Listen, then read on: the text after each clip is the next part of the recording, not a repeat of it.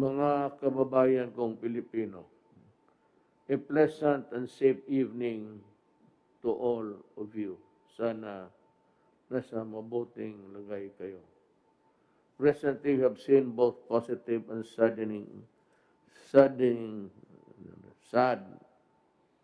word is saddening, developments in our continuing battle against COVID-19, although we are consistently adding to and improving on testing capability as well as enhance our capacity for contact tracing.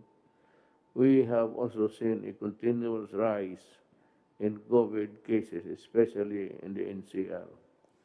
Now, this is what you get.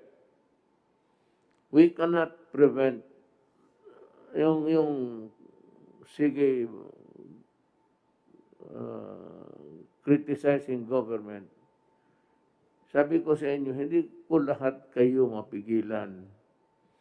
The police cannot be everywhere and anywhere all the time. The military is not part of the governance yet in the matter of using force or at least intimidating you with soldiers. Far from it, we do not have that plan. But pag hindi talaga madala, and it's a runaway contagion, mapipilitan na gumagamit ng military kasi talagang kulang ang pulis. Ngayon, kung andyan ang military to enforce you to obey itong community lockdown, sumunod kayo dahil para sa inyo yan. Tingnan ninyo ngayon, sige kayo labas.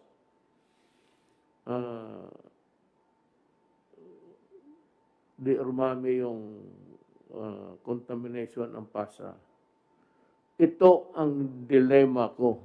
Dito ako between the devil and the deep blue sea. Gusto na mga doktor na i-lockdown kung may mga na-infected yan. The percentage of the people affected in the community is not given any figure kung ilan sila. Ito namang sa kabila, kailangan natin ng palabasin yung mga tao, lalo na sa mga trabaho na kailangan talaga ng bayan, food and everything, and also to move the economy. Alam mo, ang mga doktor, sabihin ko sa inyo, pag hindi ko na talaga rin sila mapigilan, dahil po wala na akong pera na ibigay sa kanila. Kaya kailangan sila lumabas para magtrabaho. Yan ang ano ko. I-lockdown ko, ubos na yung pera na binigay ng Congress na bigyan kayo ng ayuda. Yung pera pang gastos. Wala na ako niyan. Sabi, on your own ka, totoo. Kailan lumabas ka para maghanap buhay, para makakain. So I'm telling the doctors, much as I would want really to give in to your demands, especially in the matter of lockdown, I want it because I do not want the contamination to continue. It's a it's a thing that's running like it's a continuing thing. Tapos, ito ngayon yung kailangan ko rin bitawan. So, do not be surprised if there's a rise. One, yung ayaw talagang maniwala. That for any reason, they want to get out, and well, I don't know what you want to accomplish, but if it's food for your family, medyo tatanggapin ko yan kasi hindi ko na kayo mapakain lahat eh. Noon may pambigay ako. Kung meron lang akong pambigay, ibibigay ko sa inyo araw-araw para mabubuhay kayo, makakain. Problem is, the funds are already depleted. Deplete na ang ano natin, at kailangan natin ng magtrabaho yung iba.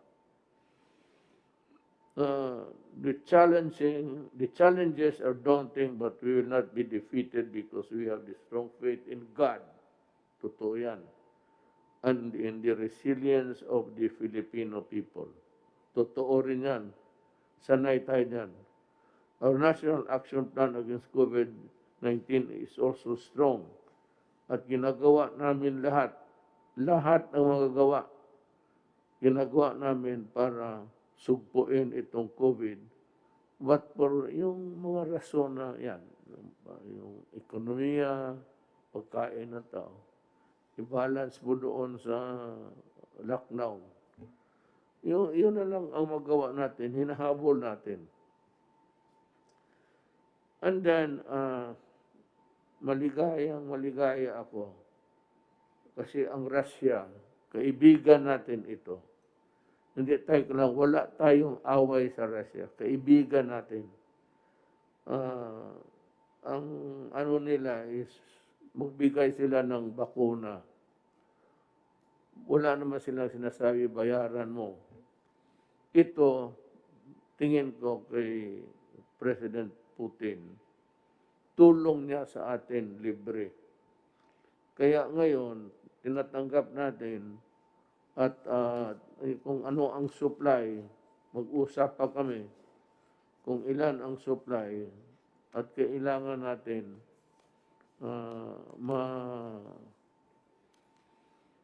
may clinical studies na mag-injection muna tayo ng ilan tapos tignan natin ang resulta. Ang ano niyan is you will be given the vaccine and ang reaksyon ng katawan mo kung tatanggapin ba o hindi. Yan ang ano niyan. So, there will be volunteers. Ako, pagdating ng bakuna, in public, para walang chat-chat dyan, in public, magpa-injection ako. Ako yung maunang ma-experimentuhan. Okay para sa akin. That's my... Sabihin ko rin kay President Putin, na tiwalang malaki ang tiwala ko sa your studies in combating COVID. And I believe that the vaccine that you have produced is really good for humanity. Kaya ako, para ipakita ako sa kanila na tiwala ako at hindi sila nagkamali, nag-offer. Ako, pagdating, yung doktor nila o doktor natin, ako ang unang magpabakuna. Tignan natin kung pwede ba. Kung pwede sa akin, pwede sa lahat. Ngayon, kung hindi pwede sa akin, yan nga ang problema eh. Kasi, siyempre, bigay, ito libre ito. Kung may magbigay na, I do not know what country, America, you'll have to pay for it, actually. The ones are working on COVID sa vaccine sa America is Pfizer, Johnson & Johnson. Kaya malaking kumpanya. Whether or not magbigay ng libre ang Amerika, wala pa akong, hindi ko naman sinasabi na hindi, pero ang sigurado ko ang Russia. Maghanap tayo ng Russian partner dito, papiliin sila natin ng tao so that they can work expeditiously. maganda ang takbo ng kanilang tabang. We are extremely grateful. So, maraming challenges na, pero malapit na po. Maghintay kayo. Actually, ang vaccines, they are to be distributed worldwide na yan by September, October. Bibitawan na yan nila, dandahan. With the clinical studies, and if it's completed, ilalarga nila yan. Pero dumaan na sa kanila yung the measures that would ensure that it is really safe. Tapos na yan. Kaya lang, whether or not it is safe for a particular race, kagaya na Filipino o Chinese, hindi natin malaman unless we go into a clinical trials. Yan ang ibig sabihin dyan. So, ang akin na lang, hintay na lang kayo, kunti na lang talaga. By December, sabi ko, in the fullness of God's time, we will have hopefully, a COVID-free December and we can enjoy this Christmas season. Maghintay lang kayo, nandyan na. Ang sinabi ko sa inyo noon, vaccine. Ngayon, ang vaccine nandito na. Itong may sulat dito, papasalamat ako kay President Putin ng Russia. Pero sabi niya noon, nung nagbisita ako sa kanya, sabi niya, if you have a medical question mark on anything about medicines or cures, feel free to call me, and anyone you'd like to be confined and treated here in Russia, we will. Yan ang sabi. And we will help you develop the medicines that your country needs. Sabi talaga niya, wala lang follow-up kasi it would require a constant communication and exchange of ideas. Napuputol because walang follow-up. I do not think that Russia would renege on its promise. And so I am asking the Secretary of Health to look for the best guy to be dealing with Russia in this area.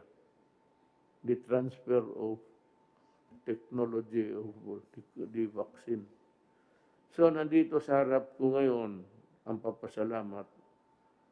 Hindi ko na lang basahin lahat. Basta I said na galing sa puso ko, nagpapasalamat ho ako sa inyo sa mabuting loob ninyo sa Pilipino. And someday we will makabayad man lang kami sa utang ng loob sa inyo. But I promise you that the Philippines and Russia will remain friends forever. And ako, I do not take sides in the geopolitical struggle. Basta ako, Russia. Salamat po, pipirmahan ko itong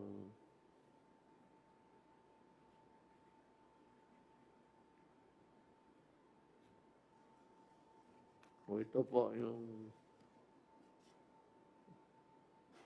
papadala sa Then the next thing is I will ask the guy who's gonna deal with them.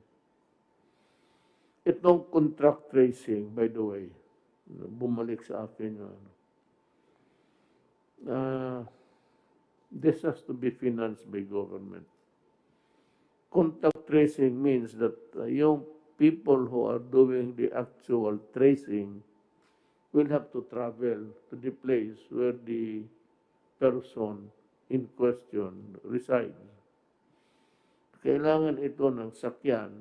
It's always, whatever it is in life really, pagkat ganito na lang. Nandito man si Secretary Anyo, magpahatid na kung anong sakyan dyan sa pulis, yung area na yan, doon siya sumakay. Doon sila sumakay, ihatid sila ng pulis doon sa boundary. Beyond that, ibang pulis na naman ang magsasalo sa kanila para hanapin yung tao. Because the police have the resources, pati yung barangay captains, na malaman nila kung saan ito nakatira. That would be the fastest way of doing the tracing. Kasi, pero kung may pera at may sakyan, the better. Hindi ko na mamulestya ang pulis. Pero kung wala, then the police has to sacrifice and contribute to the solution of the problem now. Yun ang mga pulis ko. Total, wala kayong masasabi sa akin. Full support ako sa inyo.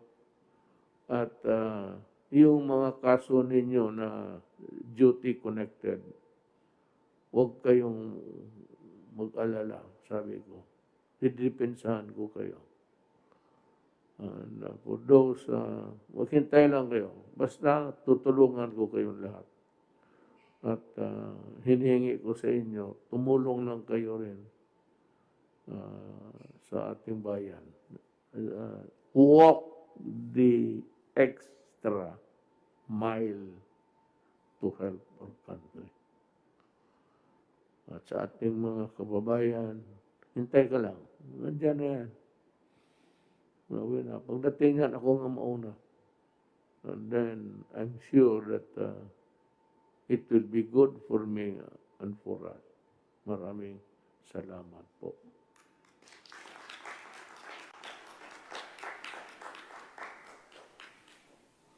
Yes, sir. Nasupokit ako. Opo, Mr. President. I-report ko lang po itong importanteng instruction po ninyo last week sa akin. Ito po yung tungkol sa mga application ng telcos ng mga telephone companies. Apat po na kumpanya ang nag-apply po, ang Touch Mobile and Globe Telecommunication, Smart Communication, ang Dito Telecommunity Corporation, at yung mga iba pang maliliit na mga kumpanya katulad ng Huawei at iba pang mga kumpanya. Sa utos po ninyo ay inimbentaryo namin yung lahat po ng LGUs kung saan po meron pending application for 2020. 55 probinsya at 25 cities. So bali 80 LGUs. Total po ay 1,930 applications. Na-approve na po ay 1,502. Ang natira lang po ay 428 na pending application at ito po ay babantayan namin para siguradong hindi po magtatagal dahil sa lumang sistema, 241 days, 19 permits at saka 86 document requirements. Ngayon po sa ating bagong sistema po na pinapapatupad ninyo, 16 na araw na lang, 16 days at 8 permit na lang po ang kailangan, requiring 35 documents. So, sa loob po ng susunod na linggo ay babantayan ko itong mga pending na ito. At sisiguraduhin po natin na dapat ma-aproban at kung hindi man, dapat malaman natin ang dahilan bakit hindi na-aproban. So, bibilis po yung ating proseso sa application ng telcos. Ang pangalawa pong instruction po ninyo, yung pagpapalabas ng preventive suspension sa mga barangay captain na nagkaroon ng mga malversation, corruption, estafa, at iba pang mga graft-related anomalies dito po sa pagdidistribute ng SAP. Ang ating pong CIDG nakapagtala ng 155 criminal complaints At ako po ay nakipag-ugnayan kay Ombudsman Manuel Martires at ang kanyang opisina at naisabit na po namin itong mga kaso na to at within the week po ay inaasahan namin na initially ay 50 barangay captain ang magkakaroon ng preventive suspension habang iniimbestiga po ng ombudsman ang administrative aspect ng kanilang mga kaso. So ito po ay merong 13 sa NCR, 13 sa Region 1, 10 sa Region 2, 3 sa Region 3, at 11 po sa Region 4A, total of 50 barangay captains. Ito po yung initial at ang mga iba pa ay susunod lang po sa patuloy na pag-iimbestiga ng ating ombudsman. So yun po yung dalawang importanteng instruction na ibigay niyo po sa akin last week at nagawan po natin action. Kindly include that, insert that in the talk sa programa. Importante kasi yan malaman ng mga barangay. I'd like to thank Secretary Anyo for his work in going after corrupt officials. Sabi ko na nga, ulitin ko, the reason why ang mga telco nahirapan kasi yung mga tower nila, it's not being acted upon, and there are so many requirements that are being asked by the local government officials. Ngayon, yung mga nahuli, talaga magdusa kayo. Sinabi ko sa iyo, I have never been serious as I can ever be in my life.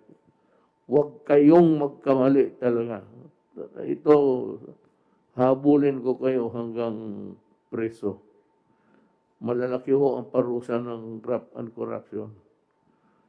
Huminto kayo at huwag ninyong pahirapan ang Pilipino, not the government. Kayo yung walang service, mahirap dito, kasi hindi sila makapagtrabaho, walang tower, marami kayong hiningi. Any permit for that matter. Mga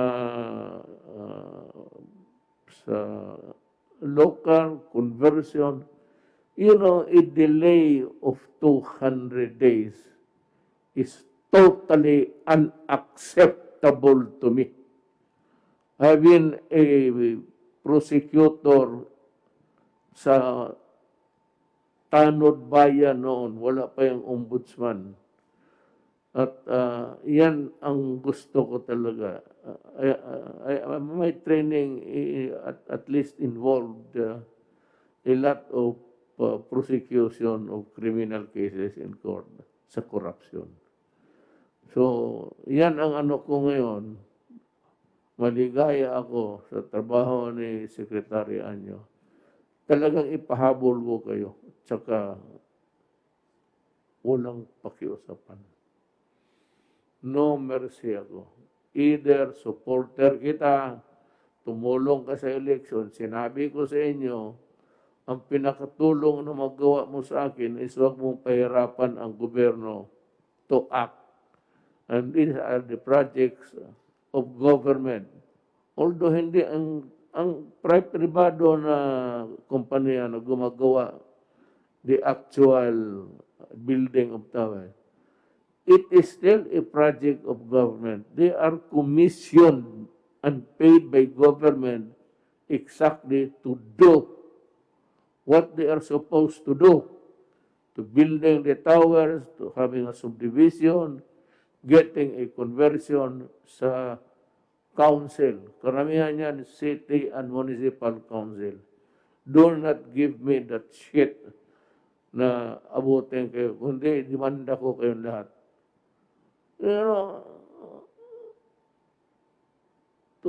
Schedule sa, by the time it reaches your table, the vice mayor should table it the following the following hearing, city council hearing. And after that, what is your objection? Wala naman kayong objection dyan. cancer, wala ka na. Ako nga sabi ko, malapit ako, tanongin mo yung dito, taga rito. Malapit ako sa tower. Nakikita ko yung pula na parang blinker. Kaya ako talaga, huwag kayong magkakamali. Itong PhilHealth, sabi ko, yayariin ko kayo lahat. Maniwala kayo. Yung mga inosente naman, wala kayong dapat, tahimik lang kayo at continue working.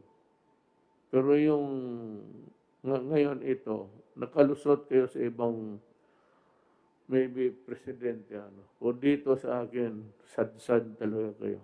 Maniwala. And with the help of mga cabinet members ko, hindi ko na lang ipagyabang, but these are people also, simple lang.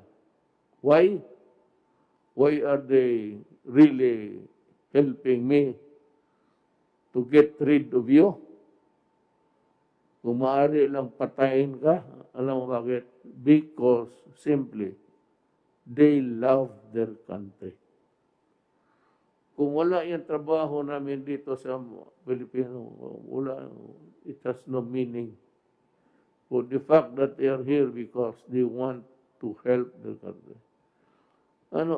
Ilan naman ang sildo nito? Si Secretary Lopez could go to the private sector, they can get paid 10 times the salary is getting. Ganoon rin si General Galvez, si General Anyo. Makahanap yan sila, magnegosyo sila, tutubo pa yung pera nila. But the fact is that they are also sacrificing. Ilan naman sweldo nila? Kakasakal kayo, bilyon-milyon kami dito. Pinakababa ako, Presidente. You know, totoo. How much? It's 194. Kukumute pa ako Davao, Manila. 2 asawa. Totoo man yan. So, alam man ninyo, noong nagkampanya ako, I was very honest with you. I said, I have 2 wives. So when you have 2 wives, you have 2 families. Paano? Hindi, wala. Talagang, yung isa naman, so,